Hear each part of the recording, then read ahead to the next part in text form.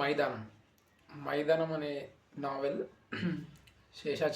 చలం చలం గారు రాసిన one of the beautiful నావెల్స్లో ఇదొక నావెల్ అనమాట. ఈ నావెల్ స్టోరీ అనేది 1927 అంటే 1927 ఆ టైంలో జరుగుతున్న ఒక పల్లెటూరు అంటే ఇప్పుడు ఆల్మోస్ట్ అడవికి కొంచెం దగ్గరలో ఉన్న ఒక విలేజ్లో జరుగుతున్న స్టోరీ అనమాట. ఈ స్టోరీలో మూడు క్యారెక్టర్లు ఉంటాయి. నాలుగు క్యారెక్టర్లు ఉంటాయి.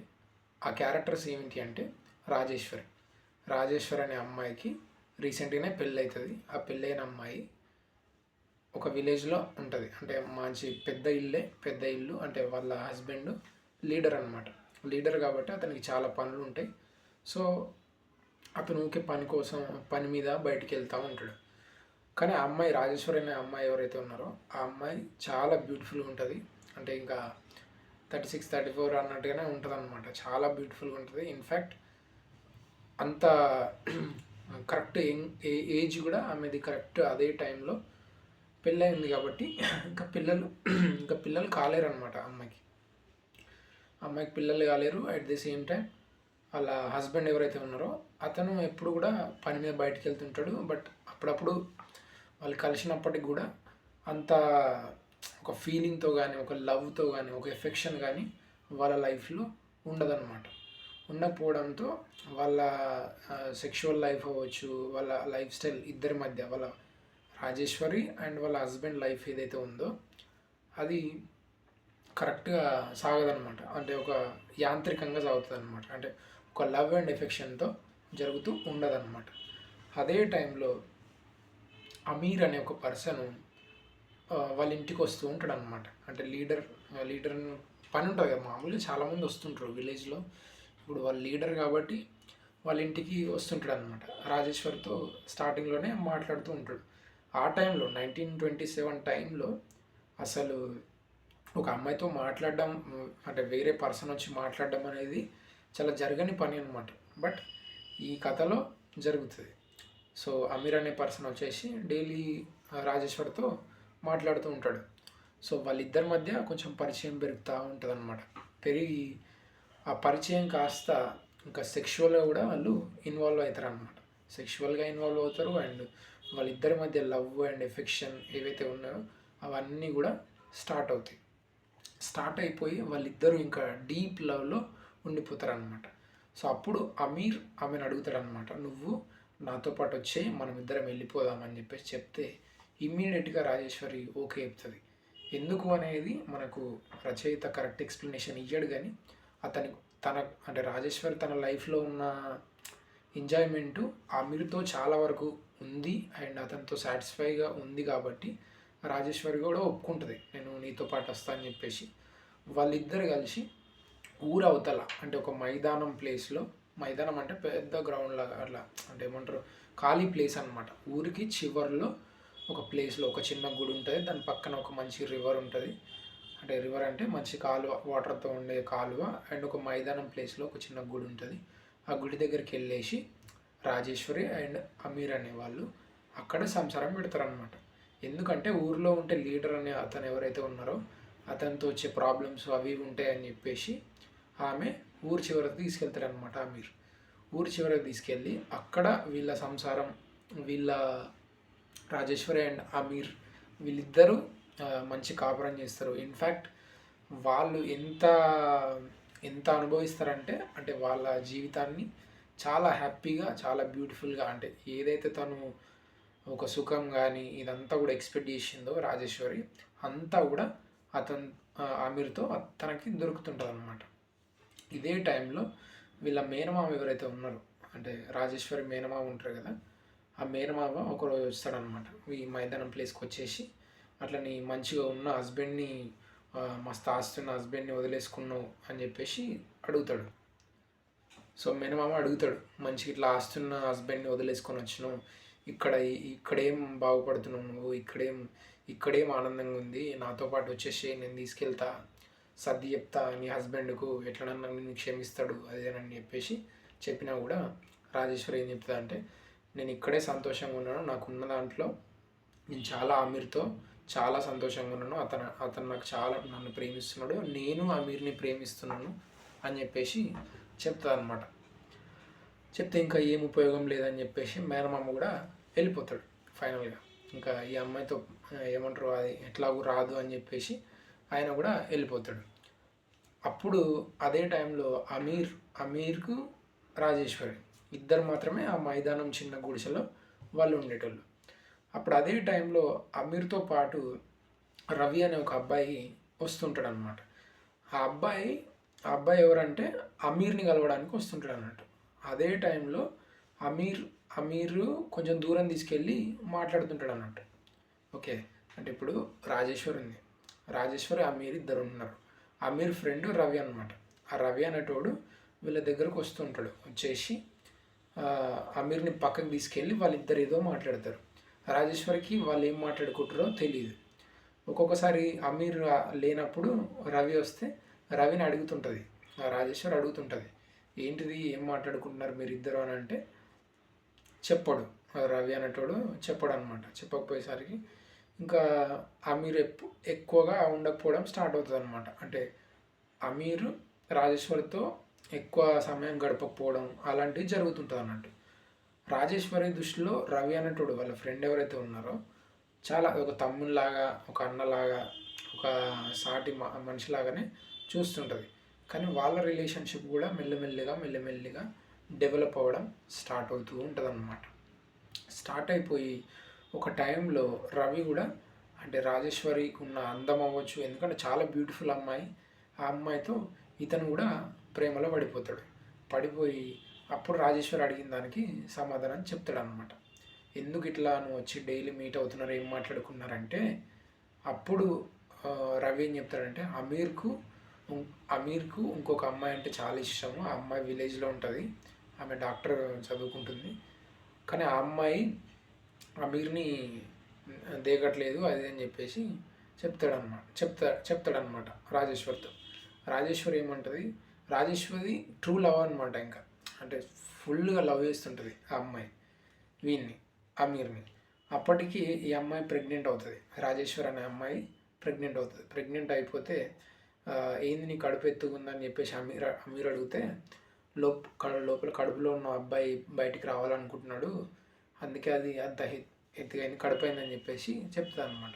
అమీర్కి చెప్తుంది. అమీర్ ఏమంటాడు, నువ్వు ఈ ప్రెగ్నెంట్ తీసేసుకో, ఎందుకనంటే నీ అందం ఏదైతే ఉందో అది అట్లే ఉండిపోవాలి, పిల్లల్ని కంటే నీ విహీనం అవుతావు, నాకు అది ఇష్టం లేదు, అందుకని నువ్వు ప్రెగ్నెన్సీ తీసేసుకో అని చెప్పేసి అడుగుతాడు అన్నట్టు అమీర్ రాజేశ్వరిని. రాజేశ్వరి ఏమంటుంది, లేదు ఈ ఈ బిడ్డ మనం చంపేయొద్దు, నేను చూసుకుంటాను అని చెప్పేసి చెప్తే అమీర్ అస్సలు వద్దని అంటాడు. వద్దని చెప్పేసి నువ్వు కడుపు ఉంచుకుంటా అంటే మాత్రం నేనైతే ఇంట్లో కొన్ని రోజులు నేను వెళ్ళిపోతా, నాకు ఇదంతా అవ్వట్లేదు అది అని చెప్పేసి వెళ్తూ ఆ రాజేశ్వరికి చెప్తాడు, నీకేమన్నా సామాన్లు కావాలన్నా నీకు ఏం కావాలన్నా కూడా ఆ రవి ఉంటాడు కదా వాడు చూసుకుంటాడు అది అని చెప్పేసి చెప్తాడు. ఎందుకంటే వీళ్ళిద్దరిది లవ్వే అనమాట.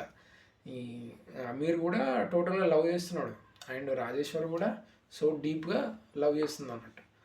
సో అమీర్ వెళ్ళిపోయిన తర్వాత ఇంకా రవి అండ్ రాజేశ్వర్ ఉంటారు అనమాట.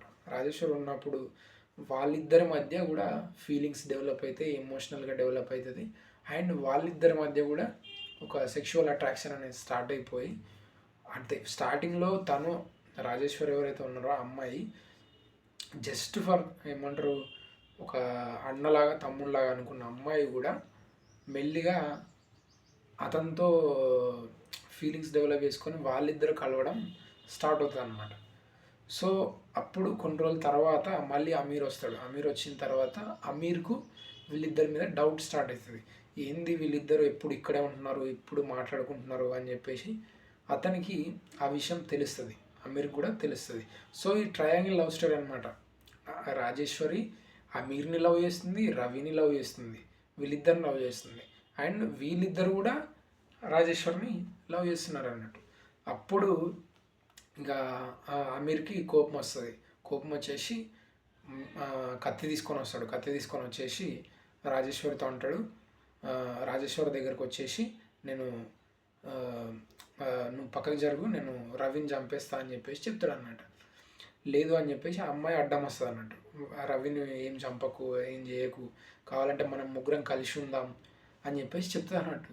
రాజేశ్వరి ఎంత ధైర్యవంతురాలంటే వేరే లెవెల్ అనమాట. అంటే రవితో అండ్ అమీర్తో ఇద్దరితో కూడా ఉండడానికి ఆ అమ్మాయి ఒప్పుకుంటుంది అన్నట్టు. సో ఆమె ఇంటెన్షన్ అది, ఇద్దరితో ఉండాలి, ఇద్దరు లవ్ తనకు కావాలని చెప్పేసి అనుకునే ఒక అమ్మాయి అనమాట. సో అప్పుడు అమీర్ ఏం చెప్తాడంటే, లేదు, ఉంటే నేనైనా ఉండాలి లేకపోతే వాడైనా ఉండాలి అని చెప్పేసి చెప్తాడు. చెప్పేసి ఆ అమ్మాయి పొడవడానికి అస్సలు ఇంకా అమీర్ పొడవడానికి ట్రై చేస్తుంటాడు రవిని. బట్ రవి వెనకాల ఉంటాడు, ఆ మిడిల్లో మన రాజేశ్వరి ఉంటాడు అనమాట. రాజేశ్వరి ఉన్నప్పుడు ఇంకా అమీర్ వాడిని అంటే అమ్మాయిని పొడవలేక, ఎందుకంటే అమ్మాయిని టూ డీప్గా లవ్ చేస్తున్నాడు కాబట్టి వాడిని ఓడ్చుకుంటాడు అన్నట్టు. అమీర్ అతనే పొడి చేసుకొని కింద పడిపోయి రాజేశ్వర్ వచ్చేసి, ఎందుకు ఇట్లా పిచ్చి పని చేసినావు అంటే సినిమా డైలాగ్ ఉంటుంది కదా, సేమ్ అట్లే, ఎందుకు ఇట్లాంటి పిచ్చి పని చేసినావు అది అని చెప్పేసి వాడిని ఓదార్చుండి ఆ గాయం తగిలిన చేతిలో గట్టిగా పట్టుకొని రవితో చెప్తుంది, ఊర్లోకి వెళ్ళి ఎవరన్నా డాక్టర్ని తీసుకునిరా అని చెప్పేసి, తొందరగా వెళ్ళి డాక్టర్ని తీసుకురాపో అని చెప్పేసి చెప్తాను అన్నట్టు. ఆ రవి అన్నట్టు అక్కడ వెళ్ళిపోయి అతను పోలీసుల్ని అండ్ డాక్టర్ని తీసుకొని వస్తాడు అన్నట్టు. పోలీస్ అండ్ డాక్టర్ని తీసుకొని వస్తాడు. అప్పటికే ఇతను అమీర్ ఎవరైతే అతనే పుడుచుకున్నాడో అతను చనిపోయి ఇంకా రాజేశ్వరి చాలా ఫీల్ అవుతుంది, చాలా బాధపడిపోయి లేచి చూస్తే పోలీసులు డాక్టర్ ఇద్దరు వస్తారన్నట్టు. ఆ అమ్మాయికి ఆశ్చర్యం, ఏంది నేను డాక్టర్ని తీసుకురమ్మంటే పోలీసులను ఎందుకు తీసుకొచ్చిండని చెప్పేసి రాజేశ్వరికి. సో అప్పుడు రవి చెప్తాడు, నేను డాక్టర్ దగ్గరికి వెళ్ళినాను, బట్ డాక్టర్ ఏమన్నాడంటే నువ్వు పోలీసులను తీసుకొని వస్తేనే నేను వస్తా అని చెప్పేసి అన్నాడు, అందుకే ఇద్దరిని తీసుకొని రావాల్సి వచ్చింది అని చెప్పేసి చెప్తాడు. సో కింద కత్తితో పొడిచిన దృశ్యం ఉంది కాబట్టి అక్కడ రవి కూడా డీప్ లవ్ చేశాడనమాట రాజేశ్వరిని. అందరూ డీప్ లవ్ ఇందులో ఏం ఇంకా వేరే ఏముండదు. సో డీప్ లవ్ చేస్తున్నా అని చెప్పేసి చెప్తే ఇమ్మీడియట్గా రవి నేనే పొడి చేసిన అని చెప్పేసి ఒప్పుకుంటాడు అన్నట్టు. ఒప్పుకోగానే లేదు నేనే పొడి చేసిన, అతను అబద్ధం చెప్తుండు, నన్ను అరెస్ట్ చేయండి అని చెప్పేసి మన రాజేశ్వరి జైలుకు వెళ్ళిపోతుంది అన్నట్టు. సో ఈ కథ మైదానం అనే స్టోరీ ఒక విలేజ్లో ఒక 1927 టైంలో ఒక రాజేశ్వరి అనే ఒక బ్యూటిఫుల్ అమ్మాయి తను ఎట్లా ఒక ఎంజాయ్ అంటే టోటల్ ఎంజాయ్ చేద్దామని అనుకున్న పర్సన్ ఎలాంటి సిచ్యువేషన్స్లోకి వెళ్ళింది, ఏందైంది అని చెప్పేసి స్టోరీ అన్నమాట ఇది. అండ్ ఈ స్టోరీ అనేది చాలా గ్రౌండ్ బ్రేకింగ్. అంటే స్టార్టింగ్ నుంచి మన మైదానం అనేది చాలా పాపులర్ నావెల్. అంటే చలం గారు రాసిన చాలా నావెల్స్లో ఈ నావెల్ అనేది చాలా చాలామందికి నచ్చిన నావెల్ అండ్ చాలామంది మెచ్చిన నావెల్ అని చెప్పొచ్చు. దీంట్లో నాకు నచ్చిన పాయింట్స్ ఏంటంటే, ఇప్పుడు మనం సొసైటీలో ఉన్నప్పుడు రాజేశ్వరి పాయింట్ ఆఫ్ వ్యూలో చూసుకుంటే మరి ఏం దొంగమోహంద్రా ఇది, ఇంతమందిని లవ్ చేస్తా, ఇంతమందిని వాడుకుంటుందా అన్న ఇంటెన్షన్ మనకు కనిపిస్తుంది. కానీ ఈ స్టోరీ మెయిన్గా ఎలివేట్ చేసేదంటే అందరూ అంతే కదా అని. అంటే ఇప్పుడు మనం బయట వాళ్ళేం కాబట్టి మనం మంచోళ్ళం అనిపిస్తుంది, మనకు అవకాశం లేదు కాబట్టి. అదే అవకాశం ఉంటే మనం కూడా అట్లా మిస్యూజ్ చేయడానికి చాలా అవకాశాలు ఉంటాయి. అండ్ చాలామంది చేస్తారు కూడా, రిలేషన్షిప్ పెట్టుకోవడం ఇవన్నీ కూడా చేస్తారు. అండ్ ఇందులో తన నావెల్ మెయిన్ మోటివ్ ఏంటంటే, అసలు ఆ అమ్మాయి స్టార్టింగ్లో అనుకున్న విషయం ఏంటిది, నేను చాలా బాగా తన లైఫ్ని ఎంజాయ్ చేయాలనుకుంటుంది ఆ అమ్మాయి, రాజేశ్వరి అనే అమ్మాయి. అండ్ ఎంతవరకు ఆ అమ్మాయి తన లైఫ్ని ఎంజాయ్ చేయగలిగింది అండ్ చేసిందా లేదా అనేది ఈ స్టోరీ అనమాట, మైదానం అనే స్టోరీ. నాకైతే చాలా బాగా నచ్చింది చెప్పాలంటే, ఎక్స్ట్రీమ్లీ బ్యూటిఫుల్ అండ్ కొన్నిసార్లు స్టన్నింగ్ కూడా అనిపిస్తుంది. ఎందుకనంటే ఒకవేళ అంటే ఇప్పుడు ఫర్ ఎగ్జాంపుల్ మనం లవ్ చేసే అమ్మాయిని ఆ అమ్మాయి ఇంకొక అబ్బాయిని ఇష్టపడి ఆ అమ్మాయితో పడుకున్నా కూడా మనం ఒప్పుకుంటామా అనేది ఇంకా అది క్వశ్చనబులే కాదు అసలు. అంటే సొసైటీలో మనకు ఒక బ్యాకింగ్ అంటే స్టార్టింగ్ నుంచి ఒక ప్రోగ్రామ్ జరిగింది కాబట్టి ఇలానే ఉండాలి అనే అంశాలు ఏవైతే ఉన్నాయో అవి మనకు అట్లే ఉండిపోయినాయి. సో ఇంకా అది మనం అంత ఈజీ యాక్సెప్ట్ చేయలేం. ఈ నావెల్ని అండ్ రాజేశ్వరి అనే క్యారెక్టర్ని మనం ఇంత ఈజీగా మనమైతే యాక్సెప్ట్ చేయలేం. కానీ యాక్సెప్ట్ చేయాలా వద్దా అనేది ఎవరి పర్స్పెక్టివ్ వాళ్ళది. నేనైతే యాక్సెప్ట్ చేస్తాను. ఇన్ఫ్యాక్ట్ ఆ అమ్మాయి అమీర్తో ఏదైతే ఉందో, ఈ అమీర్ ఒక డాక్టర్ని లవ్ చేస్తున్నాడని చెప్పినా కదా, ఆ అమ్మాయిని అమీర్ని కూడా కలుపుదామన్న ఇంటెన్షన్ కూడా ఉంటుంది ఆ అమ్మాయికి. ఎవరు? మన రాజేశ్వరికి. తను ఏమంటారు, వేరే వాళ్ళ ఫ్రీడమ్ అవ్వచ్చు, వేరే వాళ్ళ ఫీలింగ్స్కి ఏవైతే ఉన్నాయో అవి అడ్డుపడద్దు అన్న ఇంటెన్షన్లో ఈ క్యారెక్టర్ డిజైన్ చేయబడింది అనమాట. మైదానం అనే క్యారెక్టరు నువ్వు ఎట్లా అయితే నీ లైఫ్ని లీడ్ చేద్దాం అనుకుంటున్నావో అట్లా నువ్వు లీడ్ చేయాలి. అండ్ నీకున్న రెస్పాన్సిబిలిటీస్ ఏవైతే ఉన్నాయో అవన్నిటిని పక్కన పెట్టి వెళ్ళినప్పుడు నీకుండే కాన్సిక్వెన్సెస్ ఏంటి అనేది ఎక్స్ప్లెయిన్ చేస్తూ, అంటే ఒక కరెక్ట్ స్టోరీలో ఫిట్ చేసిన స్టోరీ అనమాట ఇది. అంటే దీని కనుక మనం కరెక్ట్గా అర్థం చేసుకోగలిగితే, అంటే ఇప్పుడు ఇలాంటిదే మనం ఎఫ్ఐఆర్లు పెట్టుకోవాలా వద్దా అనేది ఎవరి పాయింట్ ఆఫ్ వ్యూ వాళ్ళది. ఓకే, నేను పెట్టుకోవాలా అని చెప్పట్లేదు, పెట్టుకోవద్దు అని చెప్పట్లా. బట్ ఇలాంటి ఒక స్టోరీని మనం ఒక కాన్షియస్గా మనం అర్థం చేసుకున్నప్పుడు మనం చేసే పనికి ఏ కాన్సిక్వెన్సెస్ ఉంటాయి అనేది మనం తెలుసుకోవడానికి ఒక అవకాశం ఉంటుంది. లైఫ్ అనేది ఒక బెటర్ పర్స్పెక్టివ్ ఎప్పుడు వస్తుంది అంటే మనం కాన్షియస్గా ఆలోచించి దానికి సంబంధించిన పర్యవసానాలు, అంటే కాన్సిక్వెన్సెస్ ఏవైతే ఉన్నాయో అవన్నీ యాక్సెప్ట్ చేసినప్పుడే మనం కరెక్ట్గా చేయగలుగుతాం అనేది ఈ స్టోరీ కరెక్ట్గా అది ఎలివేట్ చేస్తుంది అన్నమాట. సో చలం ఇది స్టార్టింగ్లో రాసినప్పుడు, ఇన్ఫ్యాక్ట్ ఆ టైంలో 1927లో కాబట్టి ఆ టైంలో అసలు ఇది చదువుతున్నాడు అంటేనే ఇంకా అది వేరే వేరే రకంగా చూసేవాళ్ళంట. నాకు తెలిసిన విషయం అది. అండ్ చాలామంది చదివిర్రు చలం, అంటే చాలామంది ఫేవరెట్ స్టిల్ నౌ, ఇంకా చాలామందికి ఇష్టం ఉంది. అండ్ చలం గారి నావెల్స్ లివ్స్ ఆన్ 100% అవి బతికి ఉంటాయి. అండ్ చలం గారు అండ్ ఆ క్యారెక్టర్ని కూడా అతను ఎక్స్ప్లెయిన్ చేసే ఇదేదైతే ఉందో, అంటే అంత బ్యూటిఫుల్ అమ్మాయి తనకు చాలా కోరికలు ఉంటాయి.